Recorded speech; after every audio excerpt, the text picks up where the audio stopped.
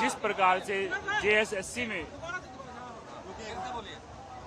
हम यहाँ पर इसलिए आए हैं, जिस प्रकार से हम जंतर मंतर पर लगातार छात्र हितों के लिए लड़े हैं और उनके जो साथ अहित हो रहा है, उनके साथ जो अन्याय हो रहा था, जिसमें चाहे लाखों लाख नीट के अभ्यर्थी हों, प्रतियोगी छात्र छात्राओं के और सीबीएसई के छात्र छात्राओं के साथ, जिस प्रकार से हमने वहां पर एकजुट रहकर, संगठित रहकर धर्मेंद्र प्रधान जी को विवश किया, सरकार को विवश किया इस्तीफा देने के लिए, इसी प्रकार से यहाँ पर भी जो जेएसएससी में हो रहा है, जेपीएससी में हो रहा है, और हम उसकी सीबीआई जांच की मांग करते हैं और सरकार से ये अपील करते हैं कि जल्द से जल्द छात्रों की आवाज़ को सुना जाए, वरना ये अब तो यहाँ पर कुछ सैकड़ों या हजारों की संख्या में लोग हैं, वहाँ पर जिस प्रकार से वहां पर भी हजारों लाखों की संख्या में लोग पहुंच गए थे, इसी प्रकार से यहां पर भी इसी प्रकार से लोग पहुंचेंगे।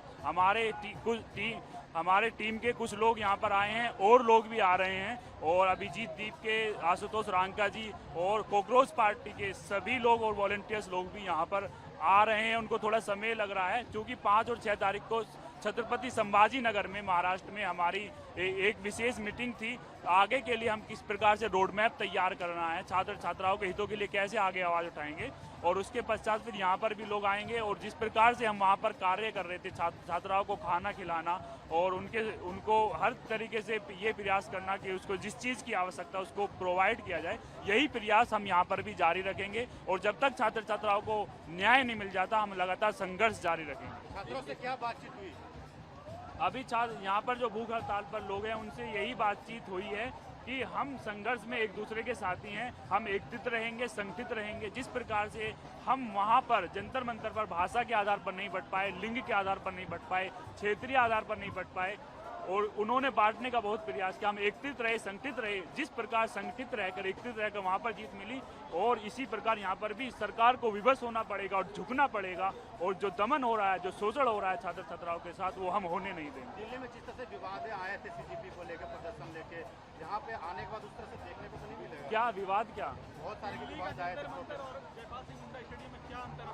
अभी हम जस्ट अभी आए हैं और कुछ ही समय हुआ है, अभी हम लोगों से मिले भी नहीं हैं, तो हम इस पर कोई अधिक टिप्पणी नहीं करना चाहते हैं। पहले चीज़ों को देख लेते हैं, छात्र छात्राओं से बात करते हैं, उसके पश्चात ही कोई हम टिप्पणी करना उचित समझें। वहाँ पर आपने इस्तीफा मांगा था, यहाँ पर क्या डिमांड? यहाँ पर हम व्यवस्था परिवर्तन चाहते हैं। जिस प्रकार से जो शोषण हो रहा है छात्र छात्राओं के साथ, जिस प्रकार से वहाँ पर भी इस्तीफा हुआ था, यहाँ पर भी विवश होना पड़ेगा सरकार को, और अंततः सरकार को झुकना पड़ेगा। क्योंकि ये आपको लग रहा है कि कुछ सैकड़ों या हजारों की संख्या में लोग हैं, लेकिन ये संख्या अब लगातार धीरे धीरे बढ़ेगी। ये संख्या हजारों नहीं, लाखों की संख्या में पहुंचेगी। इस्तीफा हम मांग रहे हैं, क्यों हिचक रहे हैं, क्यों ऐसी बातें कर रहे हैं? आप गलत नैरेटिव मत गढ़िए। हमारी जो मांग है, बच्चों छात्र छात्राओं की जो मांग है, हम जो इनकी मांग है, हम उस मांग के साथ हैं, उसका हम समर्थन कर रहे हैं। जो भी इन लोगों की मांग है, हम उस हर एक मांग का समर्थन करते हैं। सरकार से इस्तीफा मांगेंगे? अगर सरकार क्यों नहीं मांगेंगे? अगर वो लोग गलत करेंगे तो अब आपका क्या एजेंडा?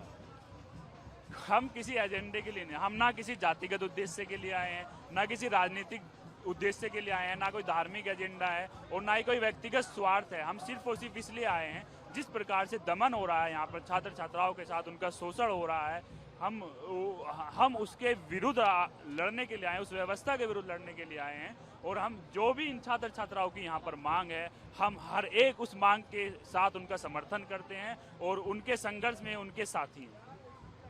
लगातार ये आरोप लग रहा है कि वहाँ पर आप लोग, क्योंकि बीजेपी की सरकार थी, उसके खिलाफ आप लोग अड़ गए, सेंटर की सरकार थी। यहाँ पर गठबंधन की सरकार है, इसलिए आप लोग, हमें सरकार से कोई लेना देना नहीं है। जो सरकार, कोई भी सरकार अगर छात्र छात्राओं का शोषण करती है, उनके साथ अहित करती है, उनका दमन करती है, बार्बरिक तरीके से उनके साथ पेश आती है, उनकी आवाज़ को नहीं सुनती है, तो हम हर उस सरकार के विरुद्ध लड़ेंगे। हम हर उस व्यवस्था के विरुद्ध लड़ेंगे जो छात्र छात्राओं का दमन करेगी, उनको न्याय नहीं देगी। आप क्या समझ रहे हैं? आप पेपर लीक के जरिए से अयोग्य अभ्यर्थी को आगे बढ़ा रहे हैं, और जो योग्य अभ्यर्थी हैं वो पीछे की तरफ धकेल रहे हैं। इसका क्या अर्थ है? कहीं ना कहीं आप राष्ट्र की प्रतिभा के साथ अन्याय कर रहे हैं और वो अन्याय हम होने नहीं देंगे। ये अभिजीत दीप्ते भी आ रहे हैं क्या? सब लोग आ रहे हैं, बहुत सारे लोग आ रहे हैं और संघर्ष में हम एक दूसरे के साथी हैं। मिलजुल कर वहाँ पर भी लड़े थे और सरकार को विवश होना पड़ा था इस्तीफा देने के लिए धर्मेंद्र प्रधान जी को। यहाँ पर भी विवश होना पड़ेगा और अंततः झुकना पड़ेगा, छात्र छात्राओं की आवाज़ को मानना पड़ेगा। लंगर आप यहाँ भी लगा रहे हैं? बिल्कुल, अभी हम आए हैं, चीज़ों को व्यवस्थित करने का प्रयास कर रहे हैं। उसके पश्चात हम देखते हैं जिस प्रकार से वहाँ पर कार्य कर रहे थे इस प्रकार से यहाँ भी